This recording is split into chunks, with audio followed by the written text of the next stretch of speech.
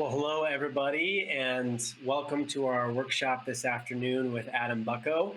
I'm Michael Poffenberger, the director of the CAC, and I invited my dear friend, who's also a friend of Adam, Mirabai Star, to join me today in introducing Adam. So I'll do a little bit of an introduction, and then I'll invite Mirabai to chime in with some of Adam's bio that I'm sure that I missed, or reasons that we are here to listen to him today and be in dialogue with him today. So I'll just share on my side, I had the privilege of meeting Adam for the first time probably back in about 2015 when we initiated these conversations about what does it look like to carry forward Father Richard's vision in this next generation of contemplative Christianity. And at that time, Adam and his colleague Rory McEntee had both just published this book called The New Monasticism, an interspiritual manifesto for contemplative living. And the thesis was really just acknowledging that so many of the communities that have brought forth the gifts of the contemplative traditions in previous generations are diminishing in their reach and vocations in this time. And Adam and Rory had really set about envisioning what a renewal of an interspiritual form of new monasticism might look like in the 21st century. And the resonance with our work here at CAC was so apparent. Adam had spent time in Christian ashrams in India, following the footsteps of Bede Griffiths in Hindu-Christian dialogue. He was deeply immersed in this idea of action and contemplation and working with homeless youth in New York City, and was really just somebody who we saw as a thought leader, a pioneer, a partner in helping us co-create this next generation of our mission as an organization and as a movement. And so it's just such a great gift to be here with him in dialogue. He ended up going, though he's a Polish Catholic immigrant here in the United States, he ended up going and becoming an Episcopal priest and spending several years in silence in a monastery in Wisconsin, which just shows the level of his devotion to this path, and is now serving and building new things out of the cathedral in Long Island, New York, out of the Episcopal Diocese of Long Island. So he's here to talk to us today about lessons in socially engaged contemplation. And when we talk about contemplation as self-surrender, how that looks not just when we sit on our cushion or when we're in prayer ourselves, but when we're taking action out in the world. And so I'm just excited for that. Mirabai, what do you want to add?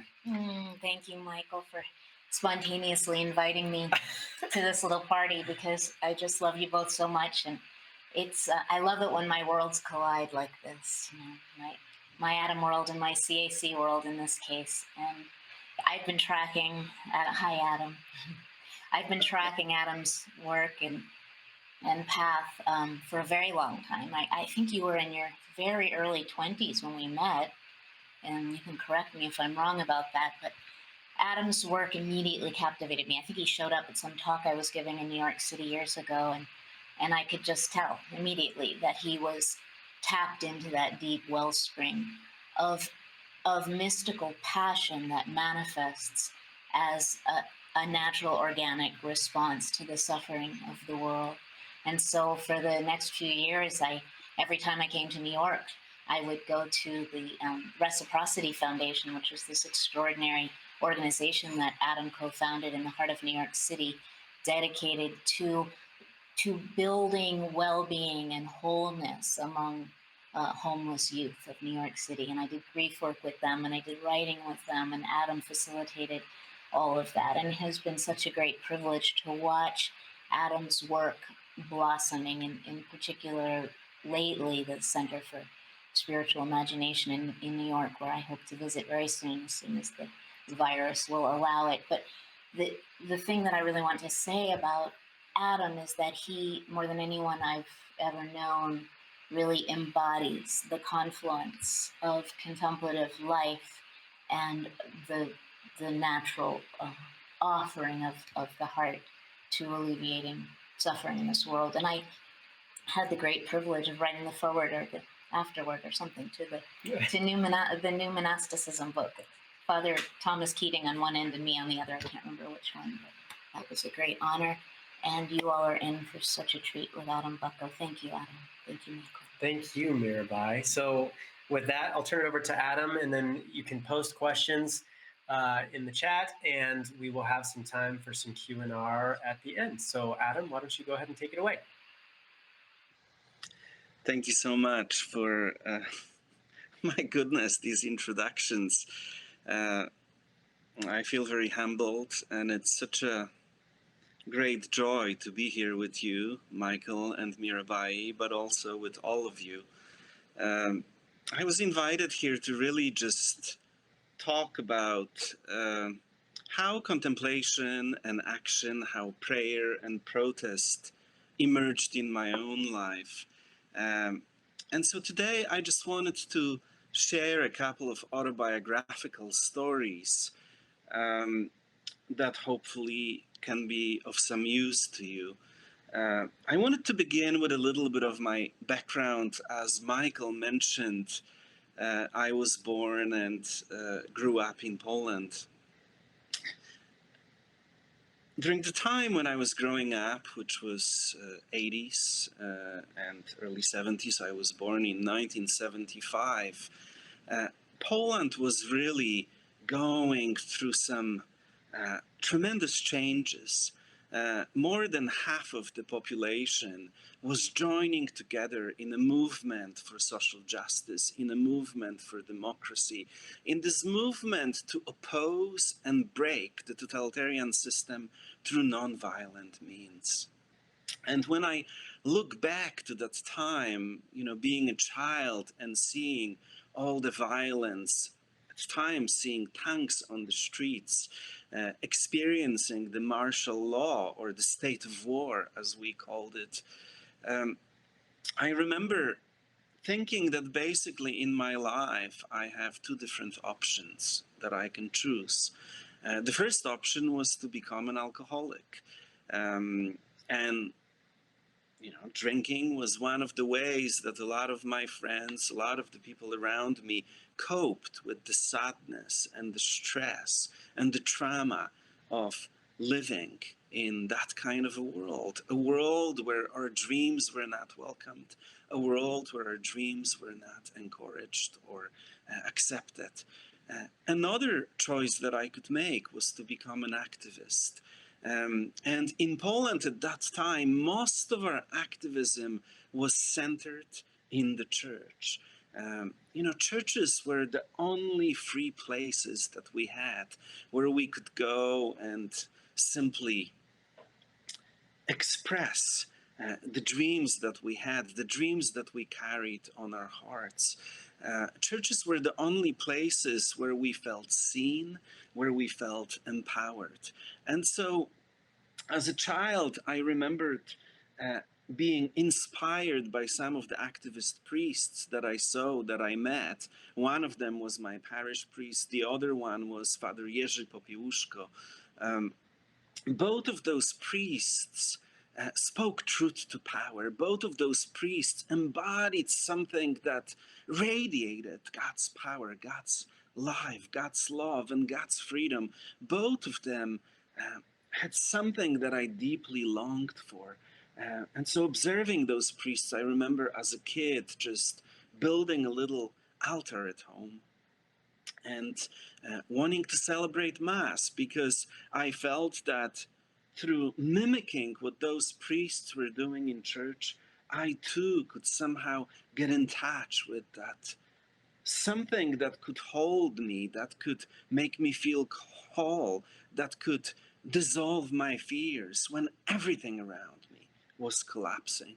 And I remember this early experience, which was really my first experience of contemplative prayer or experience of God, where I was standing there wrapped in some kind of a white blanket or something like that, because you know, I didn't have vestments, standing there trying to mimic what I saw in the church, which in my mind I was celebrating the Eucharist, and just being touched by this presence, by this motherly love that held me, that loved me, that whispered to me that even though everything around me is falling apart, life nonetheless is worth living.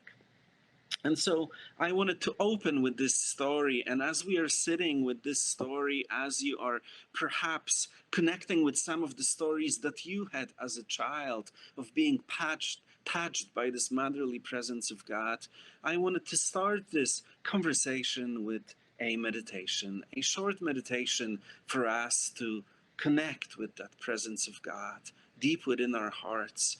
And so at the beginning of this, I would like to invite you to simply close your eyes, find a comfortable position, and to just take a couple of deep breaths, connecting with your heart,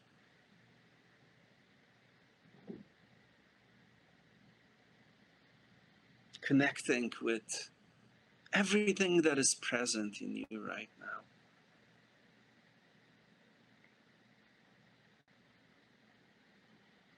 And as you look within yourself, what do you find there? What shows up right away and what is reluctant to show up? And so just notice all of those things that are coming up for you right now. Good things, bad things, pleasant things, and not so pleasant things. Just notice everything that you're carrying in your body right now, everything that you're bringing into this experience, into this sharing, into this community of people that formed here during this weekend. And as you are sitting here with all of that stuff present in you, become aware that you are really sitting in the presence of God. A presence which is unconditional love, a place where there is no need to hide anything at all. And so just welcome the good news that no matter what you are feeling right now, no matter what kind of difficulties, pains, mistakes, shame, grief, isolation, a sense of being wronged, no matter what kind of things you are carrying right now, our God is longing to receive you just as you are, without exception. And so in the presence of God, see each of those things that you are noticing right now in your heart, in your body, without any judgment. And try to locate each of those things in your body, naming them, and then slowly bringing them to your heart. Imagining that all of those things that you're acknowledging right now are slowly traveling like rivers into your heart. Knowing that your heart is big enough to welcome your joys, your hopes, your longings, your dreams, and also all of your pain, all of your heartbreaks, all of the things in the world that are falling apart, all of that. So just gather all of that in your heart. And if you like, you can put the two palms of your hands on your heart, holding all of that. Holding all of your pain, all of your longings, all of your joys, holding them just as if you were holding a little baby, with that same kind of tenderness, curiosity, and love.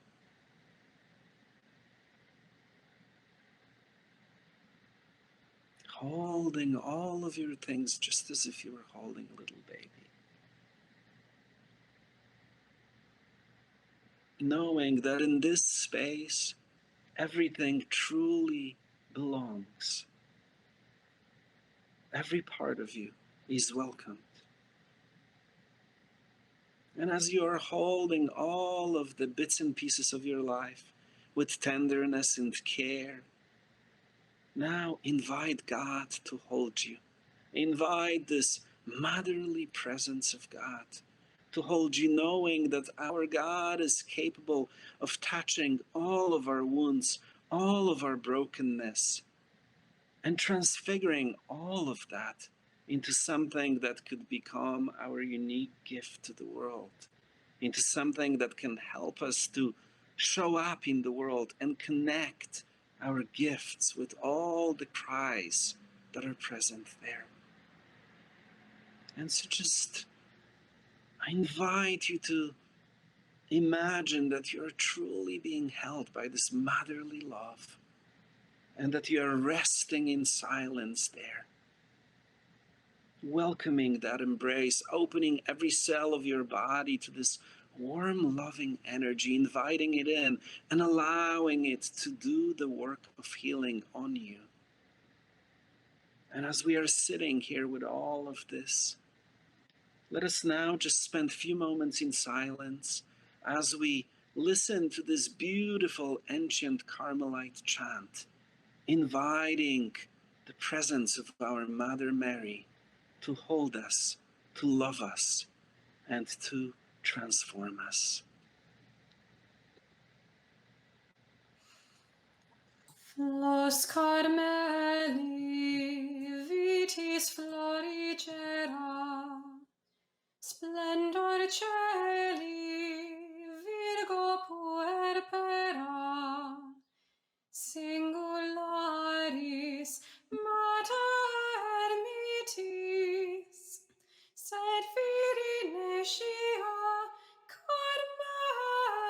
Carmelitis, esta propitia stella maris, radix iese germinans flosculum, hic esse metibis servulum, patiaris inter spinos, quae crescis lilium serva puras, mentes fragilium tutellaris. Armatura fortis pugnantium, furunt bella tende presidium, scapularis perincerta, prudens consilium per adversa, iuge solatium largiaris.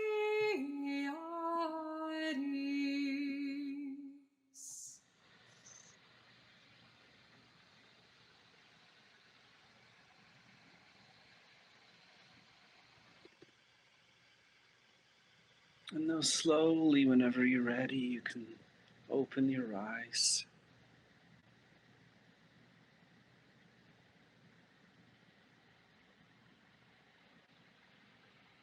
Reconnecting. Holding on to that beautiful energy of God. And so I began with the story of my childhood in Poland. And the big thing, the big lesson for me there was that experience that I had, that experience of being held by God, that experience of literally feeling like God was whispering to me and encouraging me to continue to go on. I realized that in order to truly say yes to that presence that I was feeling, that I was experiencing, I had to do what those priests were doing. And in their lives, that meant that to say yes to God, they had to say no to everything that violated God's love, God's justice in the world. And so that's why they were doing what they were doing. And so that was my really first lesson in prayer and in engaged contemplation, that all of this stuff that we are trying to do here, all of this stuff that we are coming to CAC to learn, all of those contemplative technologies, all of that is so we can then be empowered to go into the world, to go into the midst of human suffering, and to be a healing presence. To say yes to God means saying no to everything that violates God's justice in the world. And so that was the early message that I got, and then later on when I immigrated to the US at the age of 17, I wanted to cultivate that, but it was very difficult. I came here as an undocumented immigrant, with big dreams, as all of us come here usually with big dreams. And literally within the first 2 years, I felt like my life collapsed because all of the trauma of my childhood began to just become so alive in my life. And I got to the point where I was not able to function, to engage in daily activities. And as a result of all of that, going through different therapies and not being able to heal, somehow I was given a telephone number of a Hindu monastery in Virginia. I called, I read some of their materials, and eventually got on a Greyhound bus and went to Virginia to enter this beautiful community of practitioners, this ecumenical and interfaith community that was a center for interreligious dialogue. And it's really in that community that I began to learn how to stay connected to that presence that I was experiencing as a child, how to develop a rhythm of life, a structure of life, how to develop a daily contemplative practice, and how to connect it to some kind of a theoretical or a theological framework that can allow us to connect the dots of our experience. So this way we can go deeper into that mystery that we call God.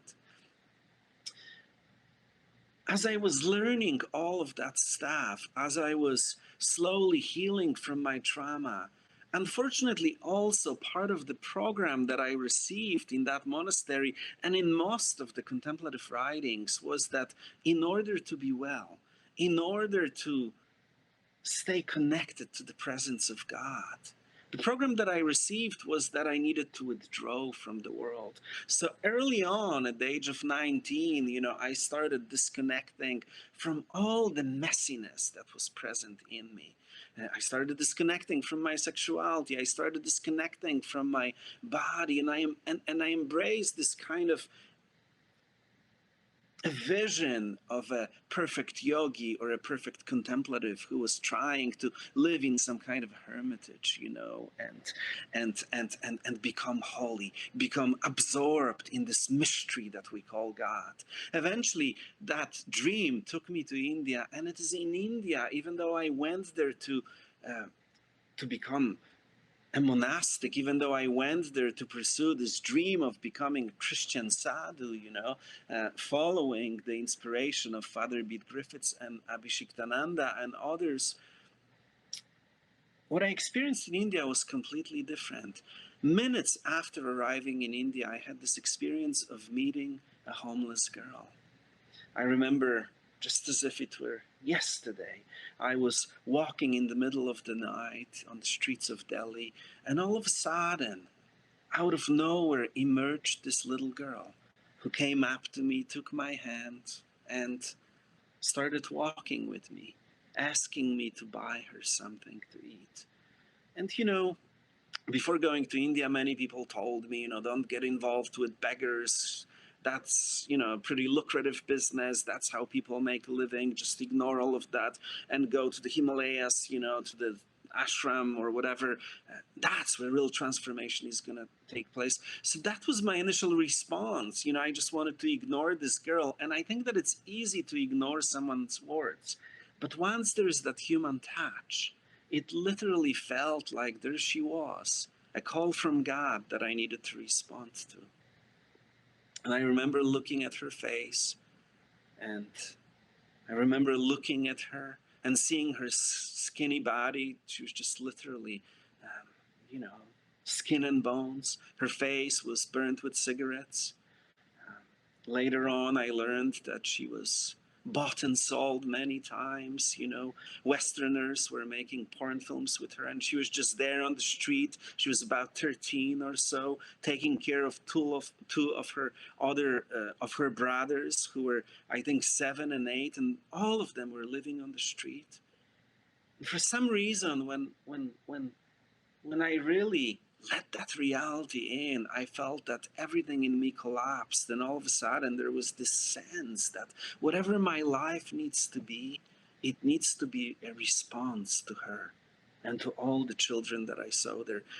And so I went to India to enter this kind of a mystical phase of my life. But what happened in India, this girl grabbed my hand and brought me back to the earth, to the world, you know. And so I spent some time after that moving into an ashram located in the slums outside of Delhi. And that is really where I began to see what it means to live this kind of a life that would combine my monastic experience of very disciplined practice with what I saw in Poland, which was all about serving the world, all about being engaged in social change, all about bringing the fruits of my prayer and using that energy to serve those who are wounded, right? And I stayed there for some time, eventually came back to the US, co-founded this organization that combined contemplation and service to the homeless youth. All of a sudden, we had this community, really this church that was not really a church, because people there were pissed at religion, and rightfully so, because most of those kids identified as LGBTQ, most of them were hurt by religion, most of them were on the street because of the church and other religious institutions, because the priest or the pastor or the rabbi or the imam or whoever told their parents that, you know, being gay is unacceptable. Right? And so all of a sudden I was in that community trying to do my best. But if I'm honest with myself, a lot of my things that I was doing were not working for the first few years. Why? Because I showed up as someone who, you know, learned some therapeutic skills and some therapeutic methodologies, and I showed up as this sort of a person who was there to try to strategically engage with the stuff of their lives and try to fix them. But that wasn't working. After a while, I realized that I needed to approach every one of those kids just as I was approaching Christ in my contemplative prayer. And that really changed my work. And that really gave me a sense of what contemplative action or what socially engaged contemplation is about. And I remember having this experience where I began showing up for those kids in this state of curious not knowing, just being there with them, bearing witness to their pain, accompanying them into the depths of their pain, helping them to hold that pain, and oftentimes breaking with them. Because that's what happens when you approach that pain without any buffer, when you don't authorize it. You just break. And I would have this experience in those counseling sessions and in those prayer sessions with homeless kids where it would literally felt like we would just be there shattered, completely broken on the floor with pieces of us lying around, completely broken. And I began to have this experience every time I would go into that place of brokenness. I started noticing that underneath all of that, there was this energy of God, this energy of Christ that was just so eager to enter into our midst, pick up the broken pieces from the floor and reassemble them into something that could become our unique contribution to the world. And so for me, that's really also when I learned what contemplative prayer is. You know, St. Augustine has this beautiful phrase where he says that deep within the cabin of our heart, there is a sleeping Christ. And that our goal with all of our practices and, you know, contemplative technologies is to really be there when that Christ awakens within us. And then our goal is to welcome that Christ and to allow him to use the frame of our bodies, of our minds, and our hearts so he can begin to live, so he can begin to love, so he can begin to protest through us, using our lives in that way. And so for me, that's where I realized that contemplative prayer is not about achieving some kind of, extraordinary states of consciousness. It's really about becoming an open vessel and allowing that impulse of God to awaken in us and to begin to live through us as much as possible, using us to do the work of healing in the world. That really changed everything for me, because contemplation was no longer a theoretical thing, even though, again, I spent quite a bit of time in monasteries. It's really there. It's really those kids who taught me what the meaning of prayer is. And so after experiencing that, my work changed, and it really became about prayer, about becoming this open vessel, becoming this person who could be used by God for the work of healing. And that meant that I had to have a very solid schedule of contemplation, because even though I'm talking about something very active, to be able to be in that receptive state often, that means that we have to practice quite a bit.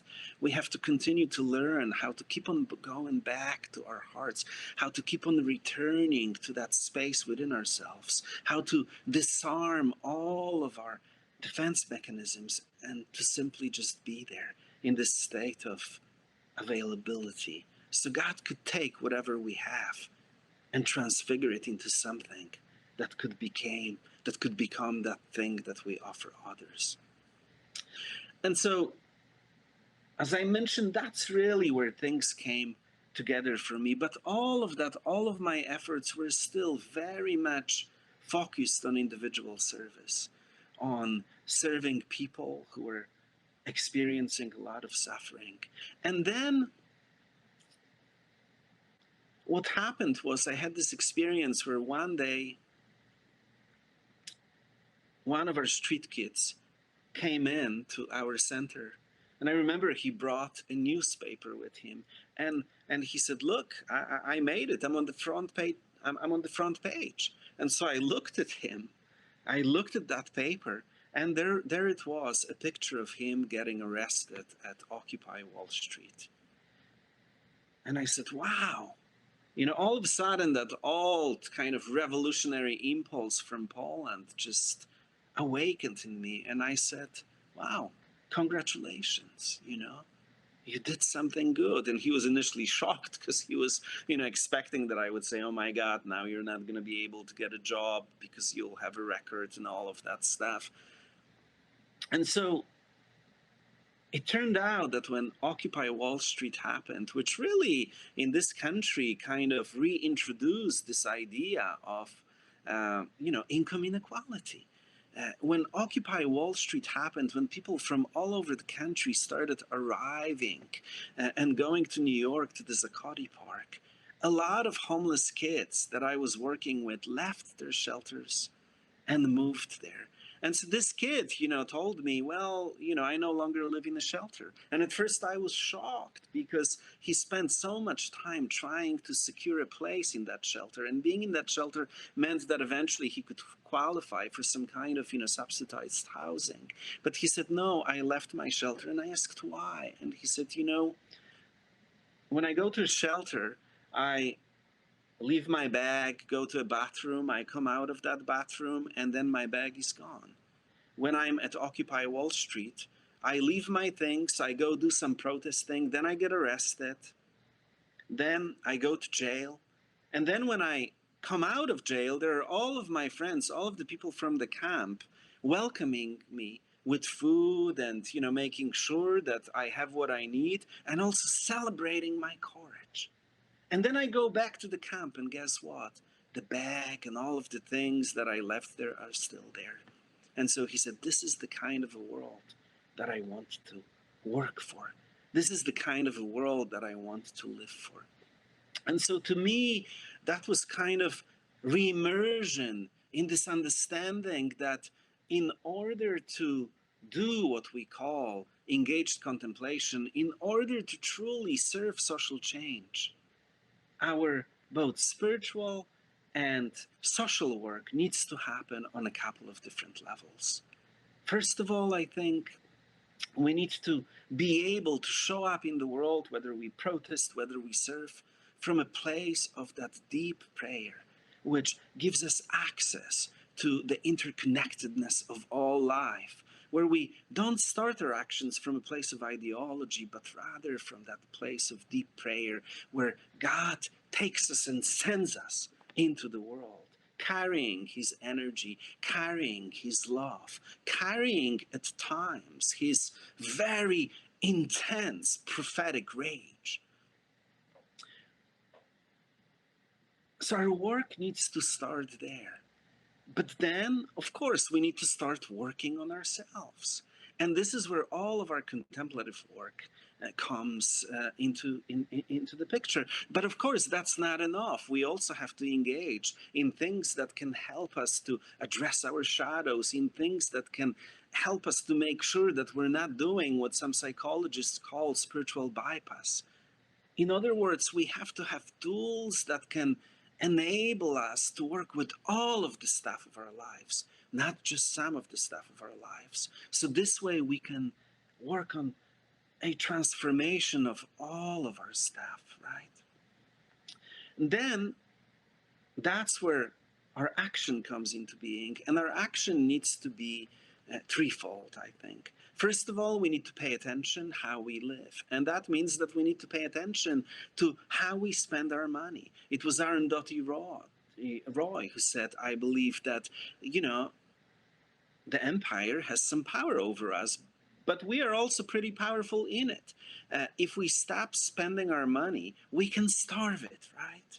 And so paying attention to how we live, to how we spend our resources, making sure that when we buy food, when we buy clothes, we buy all of that stuff in enterprises that correspond, that manifest the values that we believe in.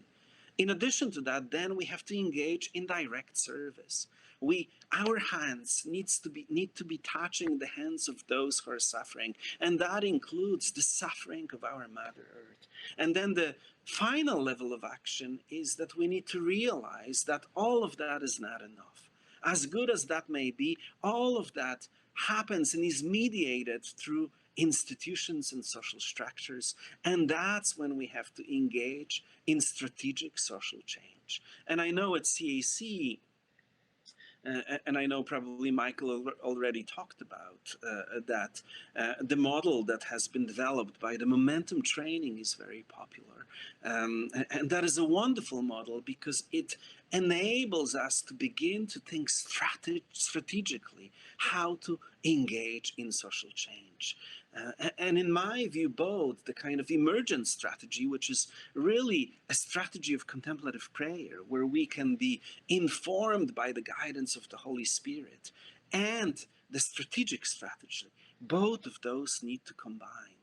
So our deep insights and experience of contemplation and how God sends us into the world and what kind of witness we are in the world, that can be turned into structures, that can be turned into specific actions, and then those actions and those structures should continually be informed by our contemplative experience and oftentimes reevaluated and even reimagined.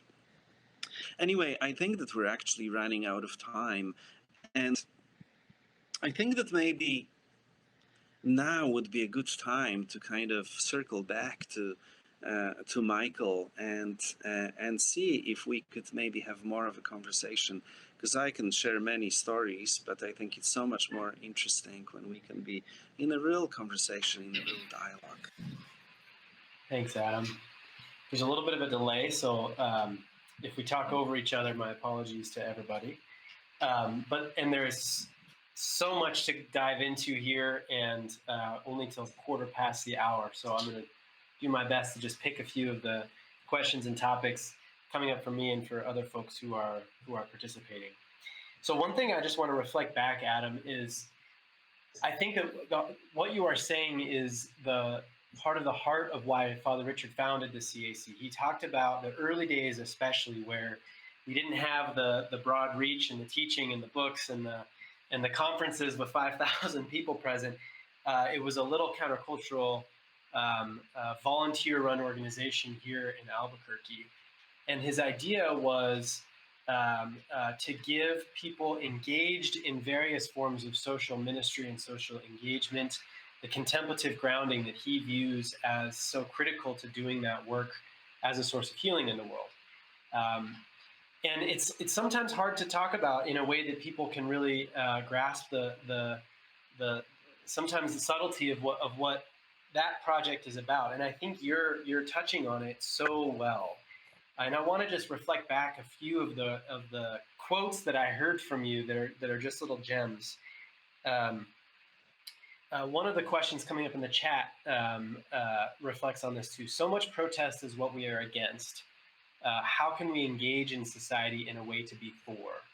And I think that's part of it. The energy with which we do this work matters. The quality of awareness that we bring to our social action, to our service work matters. So a couple of the quotes from you about that. You talked about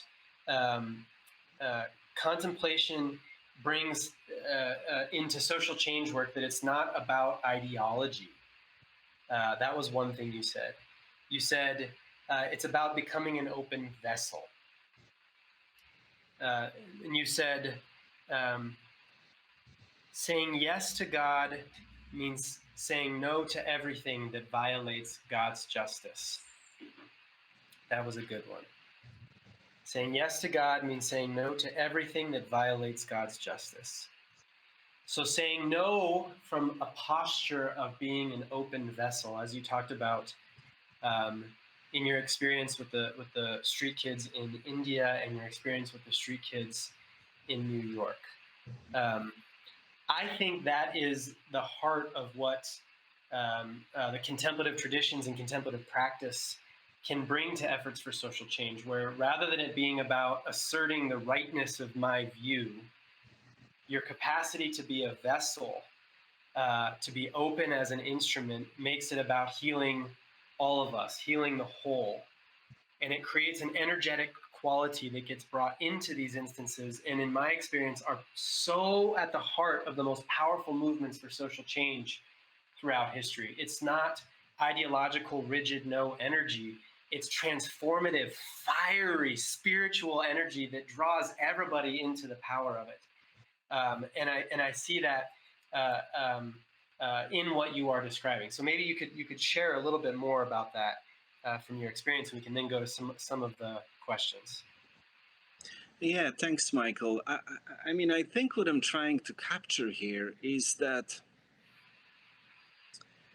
my experience of contemplative prayer is not necessarily something that feels very static. I feel that when I get really quiet and when I allow the realities of the world to really touch me and oftentimes to shatter me, in that experience, if I can stay in that, in the sense of curious not knowing, just bearing witness to what is, eventually there is this something that begins to arise, right? And in my view, that something is what I call the impulse of God. You know, at the heart of all creation, there is this energy that is pushing the whole creation and each and every one of us towards greater wholeness, towards justice, towards this state where God can be all in all, right? As our scriptures tell us. And so I think that what I'm trying to describe is this, what maybe sounds very esoteric, but I believe if you quiet yourself down and if you just bear witness to what is, you will begin to experience that kind of energetic arising, that light, that spirit that just wants to kind of arise, see what's in you, reassemble all of that, and then push you into the world where you begin to show up as a very specific icon of God, of the divine. And I know that this might sound kind of disconnected, this might sound like it's kind of not really very practical, but in my view, that actually becomes very practical. It becomes so practical because in that experience, we discover who we are meant to be in the world, right? A person who's here as a specific expression of that energy that is pushing everything towards wholeness, towards justice. And that, of course, then needs to be combined with all of our kind of strategic analysis, with all of the things that we get from the activist tradition. But I think that the beginning of our engagement, the beginning of our work is very unique to the contemplative tradition, right? Like this is the gift that I think the contemplative tradition can offer, that sense of connection with that force that wants to live through us, that wants to set us on fire, and that wants to push us into human suffering and use our energy to be the healing presence. I don't know, Michael, is it too esoteric or crazy what I'm describing? Because I mean, this is my experience. Yeah, I know. I can feel it. Let's bring it down to some concrete examples. And I want to offer, contemplation. Father Richard teaches about this. All the great teachers of contemplation teach about this. Is about balancing our knowing with our not knowing. It's about letting go of our preconceived attachment to a certain order or control or a reality that we can feel comfortable in to allow something new to arise, right? So some of the questions that are coming in are about specific instances which I think invite that kind of a response, a contemplatively grounded response out of us, a quality to be present to something that requires us to let go of something, which is what contemplation allows us to do. So racial reconciliation work and healing work is two of the questions that are here in the chat. So from LJ Boswell, we have, I hear from white people sometimes worrying that they haven't done their spiritual work enough to actually be of service. Their fear is of doing unconscious harm. So they say they need to do their own work before they engage in service. I'm curious what your experience of this is. And then if I can just offer one more, and then you can probably touch on both. From an anonymous guest. I'm in a church community and with a small team trying to engage our congregation in issues of racial reconciliation, seeking wisdom in how to engage this with a church family not versed in contemplation or action previously. So this issue of how do we bring contemplative awareness into racial reconciliation work? Is there a sequence in which somehow we have to be healed ourselves before we can be of service, or how do we be discerning about finding right action in our own contexts? Yeah, well, I think that, at least the way that it manifested in my life, I spent quite a few years first doing my inner work and thinking that somehow that's going to get me ready for action. The truth is that my real work on self began the moment that I started engaging with others. So I think that two of those processes need to be connected, and oftentimes what we experience when we engage, brings some things up that then we can process and work through in therapy, in trauma work, and etc. And I think that one of the best things that I've seen lately on as far as racial reconciliation goes, and this kind of employing this kind of an inner trauma-informed process is Resmaa Menaken's My Grandmother's Hand. And the book that I think is just really offering us something extraordinary. And there are quite a few courses and groups that people could take that take them through that process, which I think is really extraordinary. Having said that, we all, and especially those of us who are white, really need to commit to doing our stuff, to educating ourselves, and also engaging in real work uh, of uh, of unpacking our racism, on unpacking our ignorance. Um, and I think oftentimes the way that contemplative prayer is taught, it kind of sometimes maybe even uh, um, helps us to not do that work, because so much of our contemplative tradition in Christianity, as well as in other traditions, has been kind of passed on through nice, well packaged, celibates who are kind of, very presentable and etc. This is a different time now. We need to do it differently.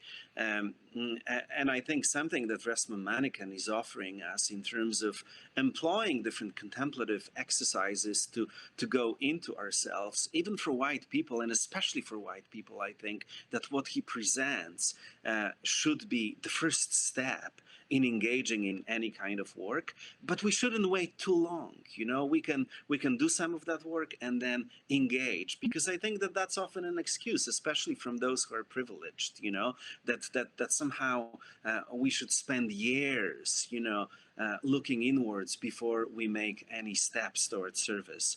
I personally disagree with that. I think that a lot of our work is not real, inner work is not real, until we basically take it into the world and start testing it. And also, doing harm is a real thing as well. And that's why, we should always kind of be mentored by people who are a little bit ahead of us in that work. Yeah, so we have one comment that is coming up. Humility is a crucial starting point. As soon as we think we know what is needed, we should be cautious. Listening is so critical, listening to God and to the community. It's right on. Yeah. And then That's a question from Jesse. Can you describe some concrete first steps, a roadmap, navigational chart for those of us who long to serve in this manner? And I'm going to make a plug here. In the spirit of I'll repeat it. In the spirit of transparency, Adam has also started has been part of a founding team for a new contemplative community called the Community of the Incarnation, out of the cathedral that he serves in Long Island. And I'm in candidacy to join this community, and they have a whole rule of life that is trying to balance out some of these concrete ways that we can be moving forward in these different dimensions of what being on this path looks like. So Jesse's question, let me repeat it, was, can you describe some concrete first steps? Is there a roadmap, Adam? And I thought maybe you could talk a little bit about the rule that you've established for your community and the different avenues.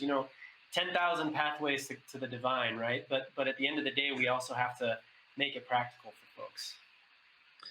Absolutely. And, I think that that's what we essentially try to do in our community, to present the Christian contemplative path as a path of practice that is very kind of that puts together a lot of the things that in the past were offered separately, and often in ways that were kind of disconnected from each other. So we take 3 vows. The first vow is committing to a new monastic rhythm of life, and that's when we commit to 2 daily periods of contemplative prayer, 30 minutes each. That's when we generate this kind of a mindfulness during the day of walking in the presence of God. That's when at the end of the day, we review our day through an Ignatian examen, seeing where we have encountered God's presence today, where we have failed to welcome God's presence, and what do we need to change in order to be able to do better tomorrow.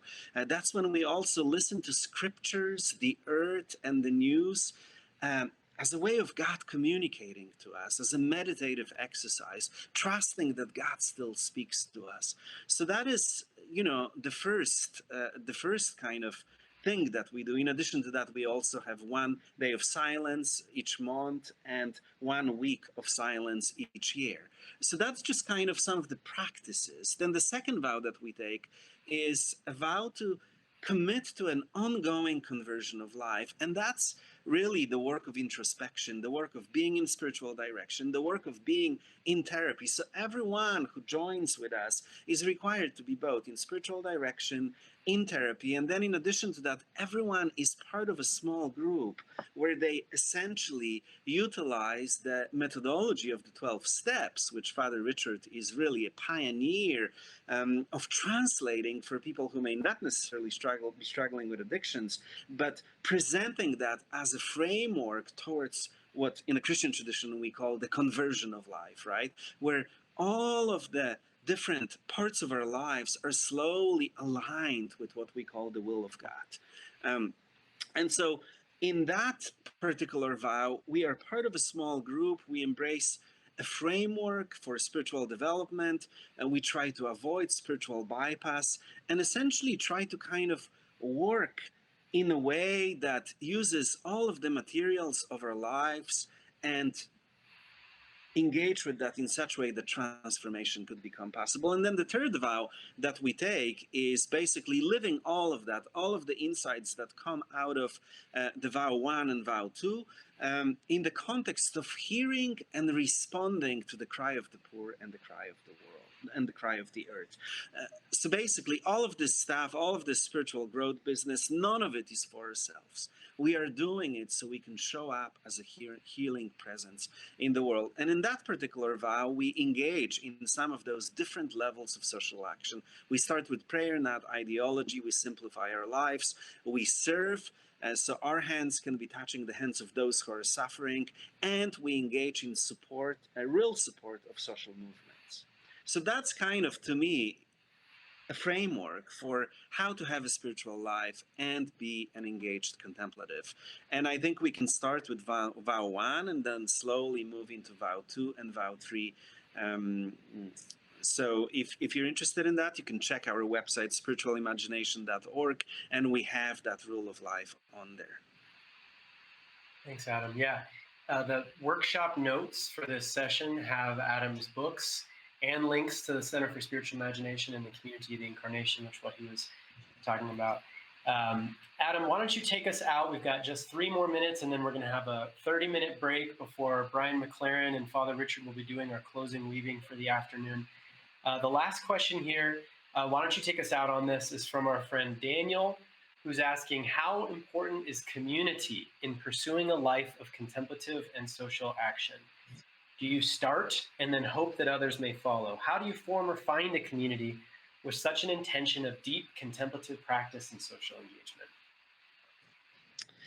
That's a very difficult question, because so many people these days are in search of a community, and somehow they're not able to find communities that truly embody this kind of practice. I mean, this is one of the reasons why we started the Community of the Incarnation. All of us were trying to do it on our own, and we realized that it's impossible to do it on our own. I think that's why in the Buddhist tradition, Buddha says that it's not just the teaching, it's also the Sangha, it's also the community, because it's only when we can travel together in such way where we're vulnerable enough to confess our shortcomings, where others can serve for us as this mirror that helps us see both who we are meant to be as manifesting the Christ's energy in the world, right? But also where we are stuck, where maybe we have a slightly elevated sense of self, where we need some real work. And so I think that this is a very difficult question. There are some communities around. There are many different third orders. There are many different communities that exist. I would say that, the first step would be to take that into spiritual direction. The second step would be to do some research and to see whether there is a community that you might feel, like that could become your home. And if you can't find it, then I think it's perfectly fine to do what we did, to simply gather a group of friends, develop some kind of a rule of life, invite some mentors to travel with you, and start in a very simple way. by learning how to be truly present to each other, by learning how to put all of our stuff on the table and then gather around it and to be with it, and then to invite God's presence to hold us with all of that, trusting that the Holy Spirit is real, trusting that God is real enough that, you know, healing can happen, that movement towards wholeness can happen. Amen. All right. Well, thank you so much, Adam, for Thank you. who you are becoming and the work you're doing in the world. Thank you so much for being with us here at Conspire. And thank you to all of you who are joining us for this session. And we'll see you back in 30 minutes. Thank you so much, Michael. It's a real gift to be here with you.